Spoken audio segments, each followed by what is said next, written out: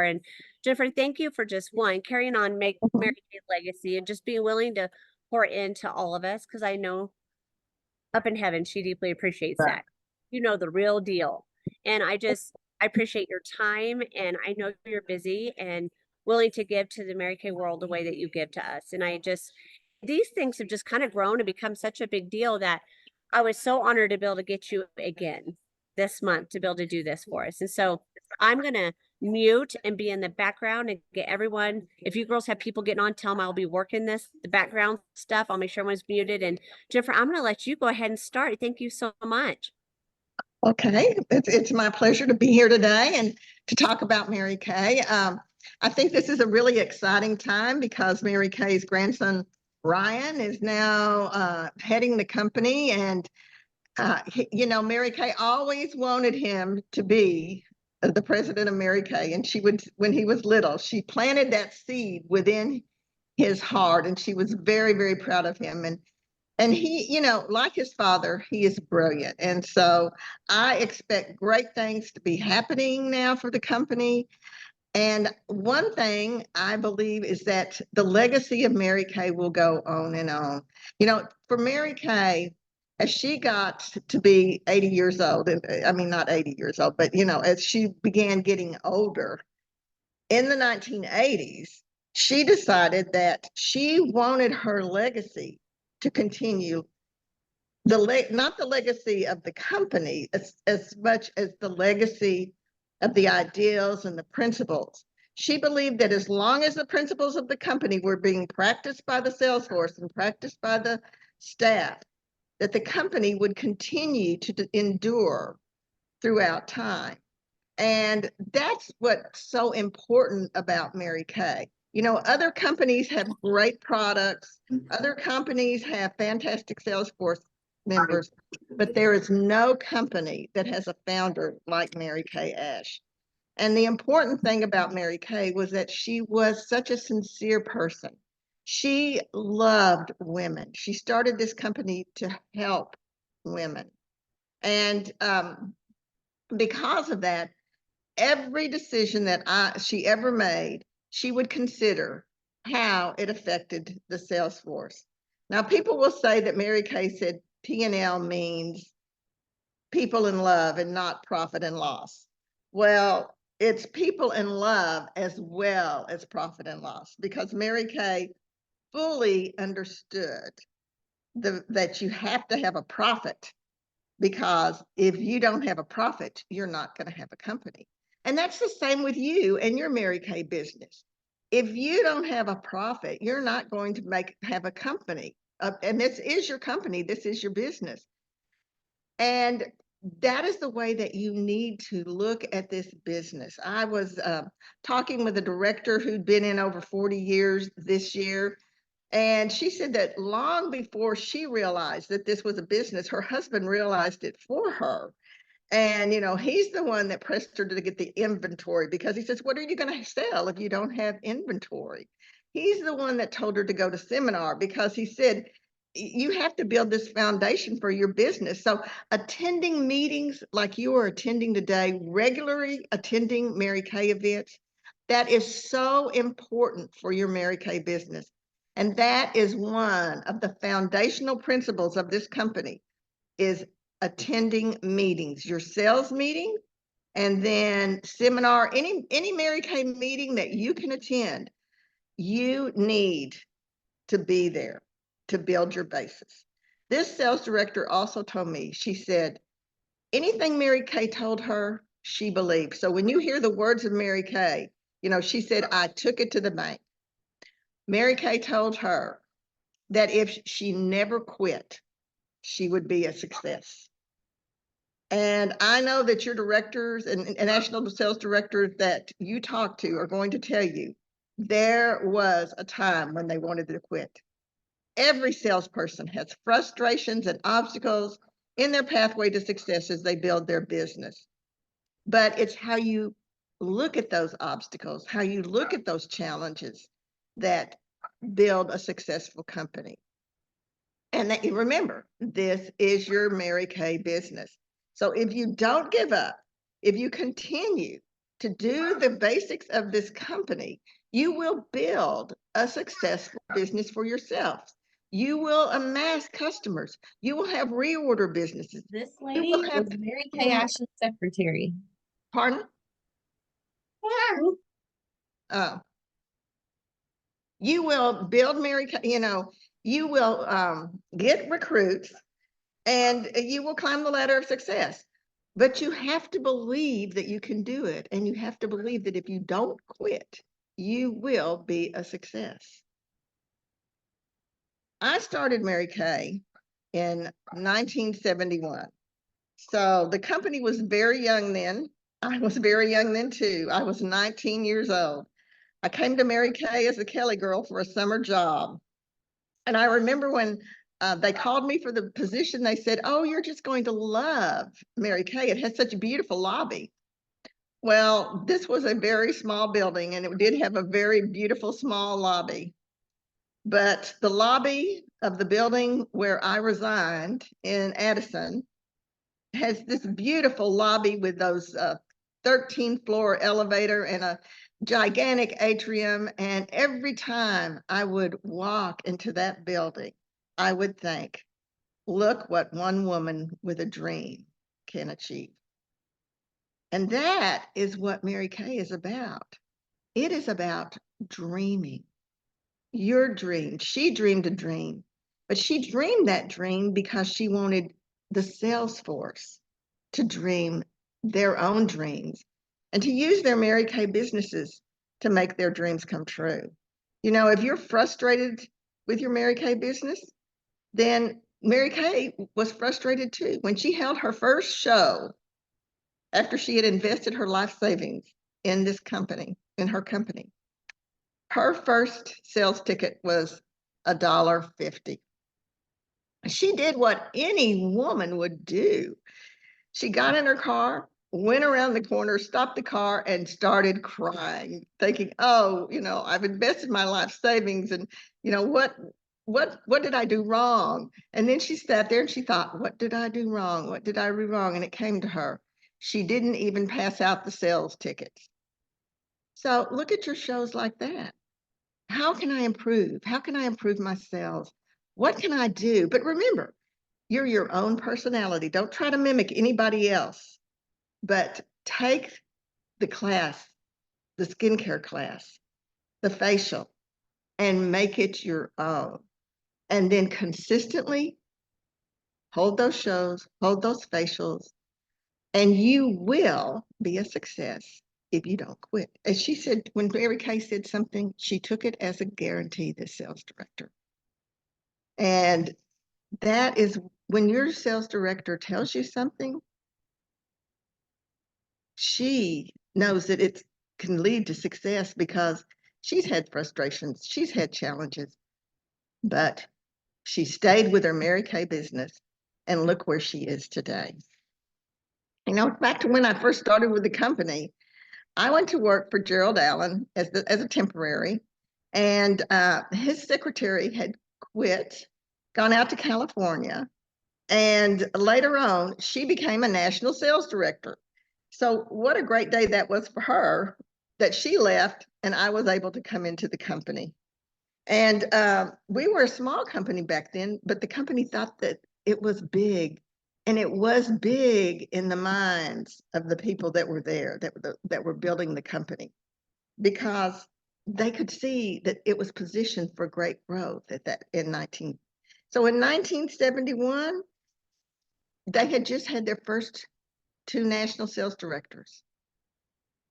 They had opened a subsidiary in Australia. They had opened their first distribution center in California. There were a lot of milestones that made Mary Kay Incorporated grow from that point in 1971, that they were looking forward to what the company was going to be because they saw the potential. And realize that this was back when there were just 12,000 independent beauty consultants and 234 sales directors. They had a daunting task in front of them. And that task was to take Mary Kay's dream and make that dream come true. And they did because they believed in the vision. As this director I was talking to told me, she said, when I went to seminar, she said, and Mary Kay stepped on that stage and she talked about the fact that she wanted to enrich the lives of women. I realized that I wanted to be a part of this. I wanted to be a part of enriching the lives of women. This lady was a teacher, and she thought she was going to change the world by changing the lives of her students in her classes, which is a noble goal. But when she met Mary Kay, she thought, I can change the world because if I help change women's lives, then I'll change their children's lives. And it's this attitude of, I'm in Mary Kay because I want to be a part of a vision. And that vision is to change women's lives. When someone gets that vision in their heart, then they become unstoppable because they don't look upon this as just merely selling products.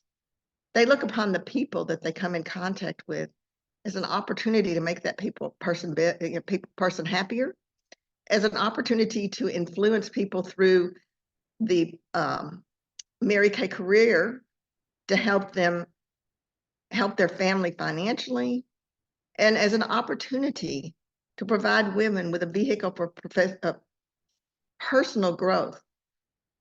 Because anyone who's been in Mary Kay for any length of time will tell you that they have changed over the years. I know that when I started Mary Kay at 19, I didn't realize how blessed I was. I had the opportunity to watch a great woman. I had an opportunity to be mentored by a great leader. I had the opportunity to see someone who had a solid faith, live that faith every day and put it into action. You know, Mary Kay wasn't preachy. She lived her life in the way that she felt a Christian should live her life. And that is what she did. She didn't go out and try to evangelize the world. No, all she did was say, I believe in God, and I am going to build my business on godly principles. That is why it's God first, family second, and career third. That is why I base this business on the golden rule. You know, when Mary Kay was making her marketing plan, and she would present her marketing plan to businessmen, and they would say, she doesn't really believe that, does she? That you can build a company on the golden rule? And, you know, Daleen White was with her many times when they were having this conversation. And Daleen would just see it and she'd say, but she does believe it. She does believe it. She proved that it could happen. She proved that keeping your priorities in the proper perspective is so important to women. When I first started with the company, women were homemakers. Very few women worked out of the house. They were teachers, nurses, clerks, and secretaries, but few women had any executive positions whatsoever. And Mary Kay herself had reached that glass door that said for men only. And that's why she wanted to give women opportunity. She knew that she had met so many brilliant, talented women that if they were given the opportunity to develop their talents to the fullest, they would do great things. And this company has proven that again and again and again. In 1974, I graduated from college. I worked my way part-time through college at Mary Kay. I would work on 2 days a week, I worked 3 days a week and went to school 2 days a week. And when I graduated, it wasn't but a few months after that that I became Mary Kay's executive secretary. Now, at that time, I was 23 years old. And I look back at that time and I think, what was Mary Kay thinking? Think back to when you were 23 years old and you become the executive secretary to the chairman of the board of a growing organization. But you know, Mary Kay believed in people and she saw potential in people. If you talk to the very first national sales directors, they will all tell you that they remembered a time when Mary Kay's belief in them inspired them to go on and reach for goals they never dreamed that they would be able to achieve. In the very beginning of the company, people would just come, when I was there, women would just walk in the office and bring a prospective recruit with them, and they would bring that person to Mary Kay, and Mary Kay would say, hi, you know, what is your name? And they would start crying. Well, you can imagine, I was young. I'd never seen anything like this. The first time I saw it, I thought, what is going on? And then I realized this is what charisma is. You hear about charisma. I saw charisma. Charisma is when a person has such an aura around them that when someone comes in contact with that aura, they are immediately influenced. And it was that same aura that Mary Kay had, that when she told someone, I believe you are going to be a sales director, that they took that and they made it their own belief. You know, Mary Kay often said, a lot of people have gone a lot farther than they could because somebody thought they could. Well, she was that somebody for thousands, 10,000s of women. In fact, at one time, there was 5 million beauty consultants around the world. So she's been a light and an inspiration for all of those women. And even now that she is not with us anymore, we still have this legacy of dreams, this legacy of hope, you know, a legacy of helping women, a legacy of enriching the lives of children as they watch their mothers build businesses, overcome obstacles, and develop their people skills. That's what this company is really all about. You know, if people ask me one word I would use to describe Mary Kay, I would use the word genuine. She was as genuine in 1996 when she had her stroke as she was in 1971 when I first met her. The reason for that was that she was humble. She knew that God had his hands on the company. She knew that he would bless her desire to build a company on the go-give spirit and the golden rule. And she always gave him credit for it. She never preached, but she would always say, you know, I gave this company to God. I cannot take the credit for what has happened to this company. I give God the credit. And because she gave God the credit, he richly blessed her and Mary Kay, the company. Also, she knew that one person could not build an organization as quickly as Mary Kay Cosmetics was growing, and that it took every member of the staff, every member of the sales force believing in her dream to make this happen. And that's what we did.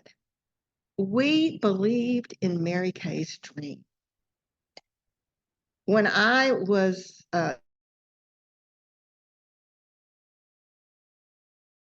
teacher, and then all of a sudden I thought, I don't want to be a teacher anymore. I want to stay at Mary Kay.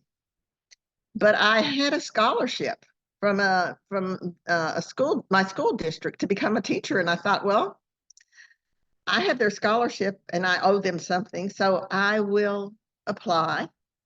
And if I get the job, I get the job, but if not, I'm going to stay with Mary Kay. Well, I can tell you, I might have been the only person ever that prayed they did not get the job. I did not want to go teach. I wanted to stay at Mary Kay, and I did stay at Mary Kay. And I look back and I see now I wasn't a Christian then. You know, I didn't have Mary Kay's faith, but I knew she had something. I knew her company was doing something valuable, and I wanted to be a part of being of that experience. In 1971, when I started, women didn't have opportunity. I've said this before, but Mary Kay gave them the opportunity, and that's why women were grateful. Women still wanted to stay home with their children, but they wanted a fulfilling career. Back then, women joined Mary Kay because they wanted to get out of the house, but they still wanted to be there for the milestones in their children's lives. Today, there's a different reason. Today, women want to get back in the house, but still have a fulfilling career where they have the opportunity to attend the milestones in their children's lives. And they have touched so many children through the fact that they were mothers that could stay with their children. Now, I was in corporate America. I did not have the same flexibility that many of the sales directors and the beauty consultants had. Although because of Mary Kay, I had a lot of flexibility because I was a hard worker, and I worked when I could so that I could bank those credits so that when I wanted to be off with my children, I had the flexibility to do that. But so many people don't have that. I remember one day they called me because my daughter had gotten into some medicine at school, and she needed some attention. And I was just sitting there, and I thought, oh no, my daughter, was gotten. And Mary Kay came out to my desk, and she said, Jennifer, what is wrong? And I said, well, my daughter's got into medication at her school, and she says, quit sitting there, get up, get out the door. I was kind of like in shock, and she just kind of, she directed me. She told me what to do because she knew how important our children are to her, are to us. Mary Kay's typical day, she was a workaholic and she was proud of it. She got up at 5:30 every morning and started work on a big old stack of work that she would take home from the day before. And then when she got in the office, she would have her 6 most important things list in her hand. She would start on that list one at a time. She always said that if she got up at 5 instead of 6, that was an hour every week. She had an extra day, and she would call it 3 early risings, make an extra day, because she could get so much more done in that quiet hour ahead of everyone else. Mary Kay was amazing. She wrote, I cannot tell you how many handwritten notes she wrote to people. I was talking to another sales director, and I said, the problem with handwritten notes now is we don't know anybody's address. I have people in my Sunday school class, which is a Zoom class. And of course, my Zoom class is older and they're always getting sick. And it's like, well, I would send them a card, but I don't know their address. And I think that's one thing we're really losing. That's part of that personal touch, is that, when I first started, there were gold stickers, and the Salesforce members would put their phone number and their address, these gold stickers, on everything even on the products that they sold. They put on the bottom of the containers, they would put their gold stickers with their contacts information on there, so that it would make it easier for their customers to reorder. And I think I even Jennifer Enlow, is like, she sent me the sweetest little gift, and I thought, I don't have her home address. So let's start getting home addresses of people and writing them notes of encouragement, because you never show an email to someone and say, hey, look at this great email that my sales director sent me. No, what has survived are those notes from Mary Kay. And anyone who has ever received one of those notes from Mary Kay, they have saved those notes, and those notes have become very valuable to them, because those notes are notes of belief, and they are notes of caring. You know, like many women, Mary Kay was conscious of her weight, and she was on a diet all the time. Because of that, she brought jalapeno cornbread and a salad for her lunch every day. Now, Mary Kay was not one of these bosses that said, go make my lunch. No, she was a very independent person. She was independent as a person, and she never micromanaged. When she gave her staff a job to do, she expected us to do it. And, you know, she didn't come out and say, how's that coming or anything. We just knew that that's what she wanted us to do, and that's what we were going to do, and we would always deliver. It didn't matter what hoops we had to go through, because we were inspired by Mary Kay. We were inspired to deliver to her whatever she wanted us to do. And she didn't have unreasonable demands, but she would catch us with her vision. She would come out and share an idea, and then share that vision for the idea with us. And we would take it from there. It was a blessing to work for Mary Kay. But back to her being, you know, always being on a diet. For the 40th anniversary of the company, they gave a little statuette of Mary Kay. And she was wearing a beautiful white suit. And they came in and they brought the prototype to Mary Kay, and they showed it to her. And she looked at that and she said, well, I like it, but I'd like to be a little thinner. Well, the final version of that statue is definitely thinner. And I always laughed and thought, wouldn't it be great if we could just snap our fingers and say, I'd like to be a little thinner? And we were, because that's what happened for Mary Kay. She was thinner in that statue. I'd like to talk a little about the foundation, because Mary Kay always said, all you send into the lives of others comes back into your own. And she was a giver. When Mary Kay would receive letters from different organizations and people asking for money, she personally considered every one of those requests.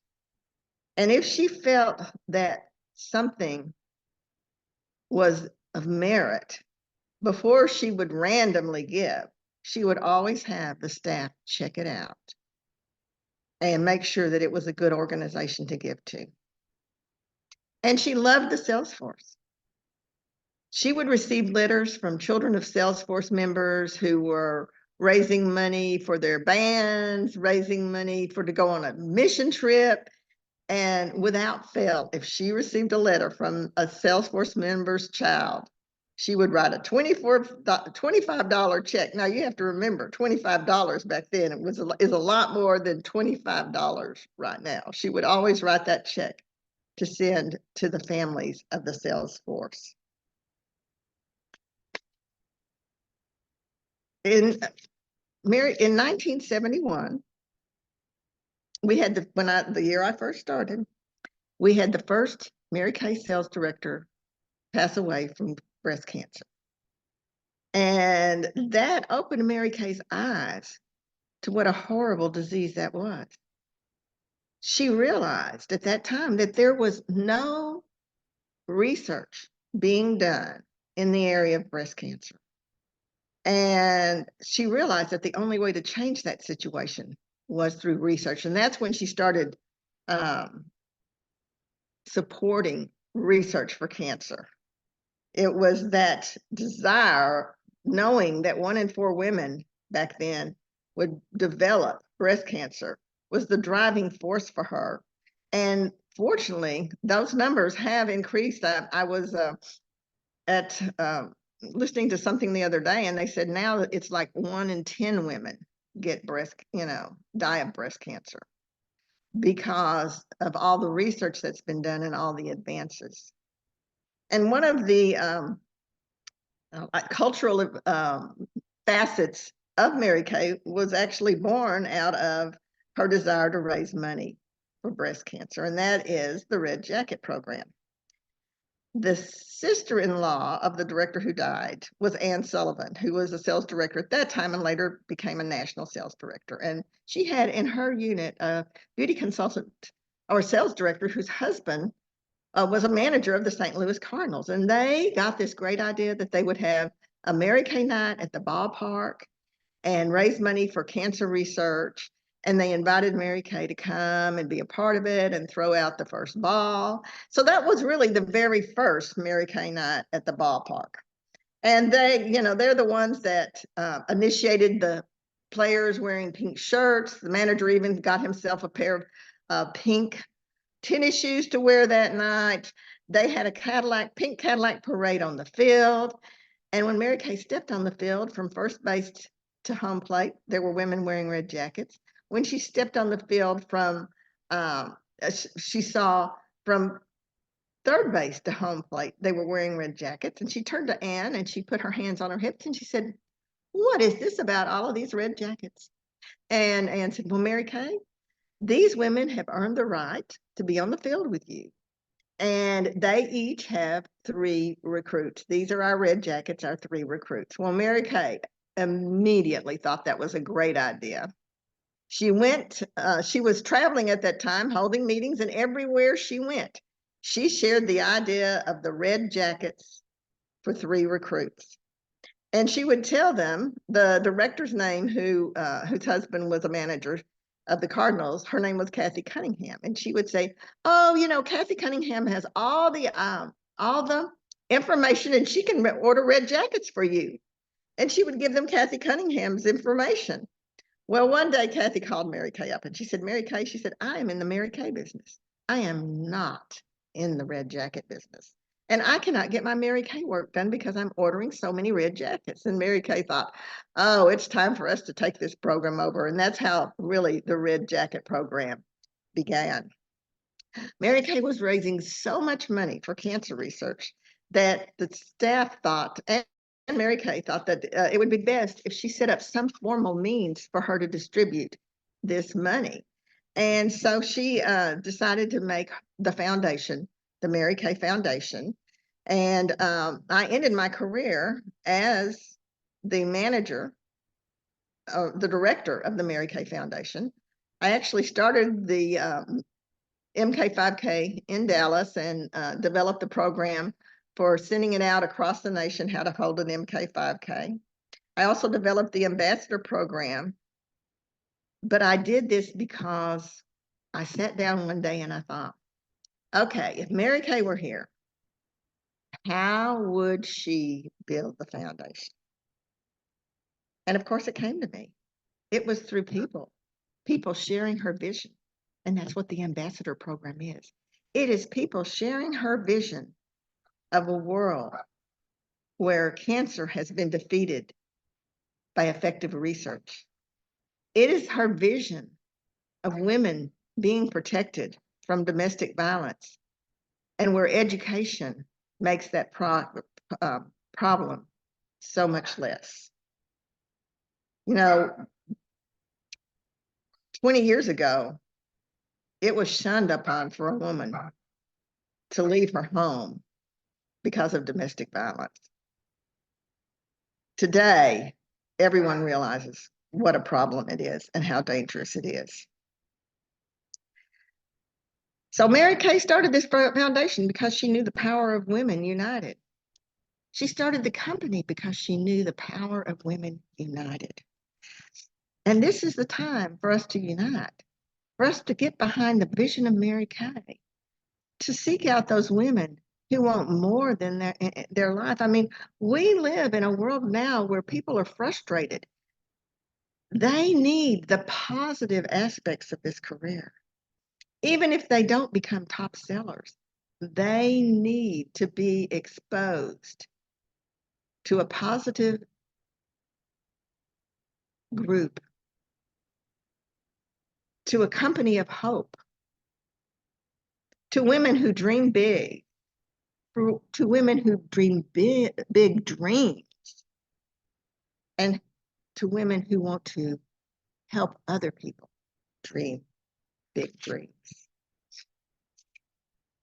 You know, Mary Kay always closed her meetings with her speeches with a poem. And so I thought I would share a poem with you that she used a lot to close her speeches. And it's, isn't it strange that princes and kings and clowns that caper in sawdust rings and common people like you and me are builders for eternity.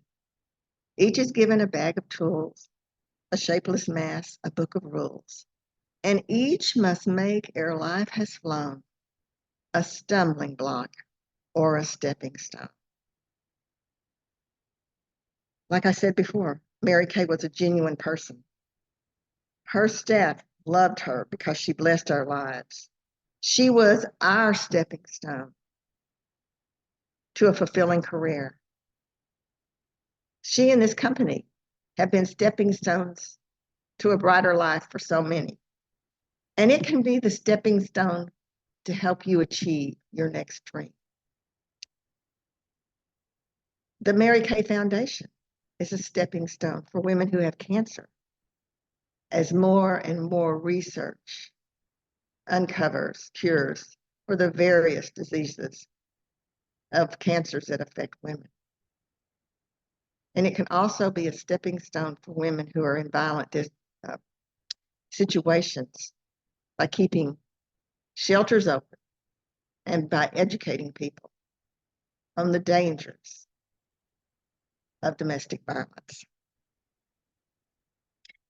You know, for what I achieved out of being with Mary Kay, I had personal growth. Remember, I was just 19 years old. I was like a bit of clay to be molded. I learned about developing a positive attitude. I had a great skincare program. I had a lifelong mentor and positive role model for my children. And first and foremost, I worked for a company that was changing women's lives. What could be more rewarding than that? So I want to leave you with a quote from Mary Kay. I believe that God has a great plan for every life, and we want to help that person find it. We want every person, every woman to find the best that life has to offer her. I believe in the abundant life, and I believe it is available for every one of you. I want every person who has anything to do with me to be better for it, to be richer for it, to be happier for it, and to be more fulfilled. Now, that is my story, and it can be your story too. Thank you for inviting me to talk about one of the greatest women in American business history. Thank you so much. Yes. As you see, look at our little Colorado girls. It was so much fun, all of us together. If you have not seen this or read it or been part of it, it's Jennifer's book, Pass It On. And I love this book.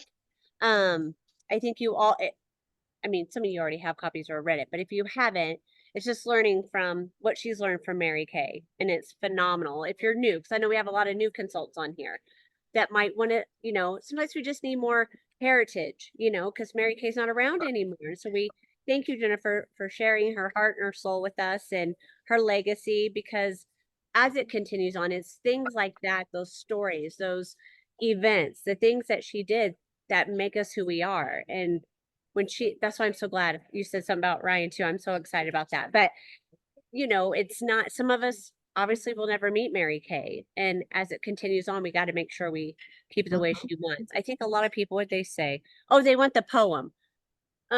If you have that, Jennifer, if you have where you can send it on Facebook Messenger to me, I'll add it to the recording Okay, and I post it will. in the Lunch and Learn group. So everybody Okay. can do it that way. Make it easy. Or otherwise you'll have 1,000 women messaging you for stuff. And we don't want to do that to you. Thank you so much. Okay, for I'll be your time. happy to do that. Well, and we just appreciate you so much for It's my still. pleasure. I love to talk about Mary Kay. She's such a, I wish that every woman would have her as a role model. When I look at some of the role models that our young girls are, following, it's like, oh, if they could have a role model that would teach them the basics of how to have a blessed life. And that's what I learned from Mary Kay. Absolutely. Well, we thank you all for joining on this lunch and learn, and don't panic. I know you're all going to put on that Facebook group. Where's the recording? We will get it there in the next, I don't know, 24, 48 hours. Just wait. She's actually been pretty good, my poor little office gal. She's helped me so much, and she just gets right on it. But just give us a chance, and then I'll get that poem from Jennifer and I'll post it everywhere for everyone. The same, wherever you learn about it is probably where you'll see the recording. So I'll make sure it's on there. And again, thank you so much, Jennifer, for today. You're welcome. We It was hope you my have pleasure. an amazing. Happy Thursday, Yeah, everybody. thank you for inviting me. Absolutely. Love you. Bye, ladies. Bye. Bye.